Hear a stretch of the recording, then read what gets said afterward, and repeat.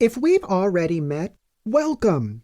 Seriously, I'm so glad you joined me here. And if you're new to the Bestiehood, hi, I'm Misha.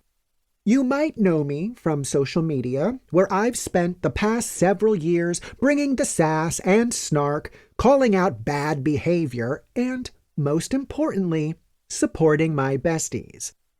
In this time, my followers have become my friends, and we've been through it all together, laughing as I put bullies in their place, connecting through stories of the shit we all have to deal with, and even grieving through the loss of loved ones. Both online and in my real life, most of my besties are women. I have felt so taken care of, uplifted by, and cheered on by the women in my life, and I have such a deep appreciation and love for them.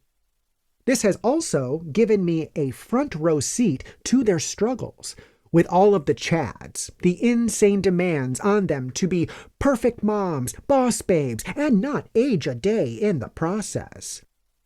The lived experience of women so often goes unnoticed or underappreciated, and I'm here to say, I see you, girl. That's why I wrote this book, because I see you. I've seen you up close, like in the real life pits of motherhood, marriage, and work where you are just trying your best to keep it together. My friend Nicole was just like you. For years, she had been doing everything she could to keep her relationship intact.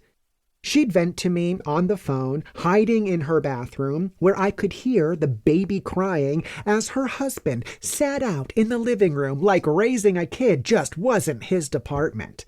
Just like the laundry, the meals, the doctor's appointments, even the goddamn balloons for their baby's birthday party. One night, while she was sobbing on my shoulder, I said something that just kind of came out. Imagine you're in a little rowboat. Not a cruise ship, not a yacht, just a worn little thing barely big enough for you. But you've got your husband in there, and your baby, and the dog. And every time someone in that boat gets tired of paddling, you pick up their oar. He stops trying, you paddle harder. He complains the ride's not smooth enough, you adjust course, even if it's directly into a storm he fucking created. He wants to stretch out, you curl yourself up to make him more comfortable. And anytime the boat starts to tip, you don't say a word. You just scoop out the water with your hands smiling like nothing's happening. I looked into her tired eyes and said, because after all, you packed a life jacket for him. You made sure he had what he needed. But you don't have one for yourself because you figured you could just hold on a little bit longer. You really didn't think you deserved one. You told yourself if you just love hard enough, sacrifice enough, prove your worth enough, that maybe he'll start rowing again. I let that hang in the air between us for a second. But love isn't supposed to make you drown, and that's when she broke. Because somewhere along the way, Nicole had forgotten that she even had the right to be in the boat. Listen, bestie, it's okay to want to be loved, to be needed, to be chosen, but not at the cost of going under.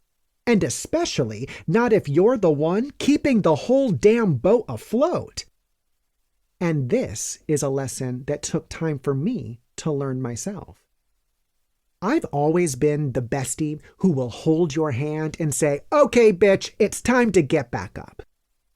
But I wasn't always that kind and supportive to myself.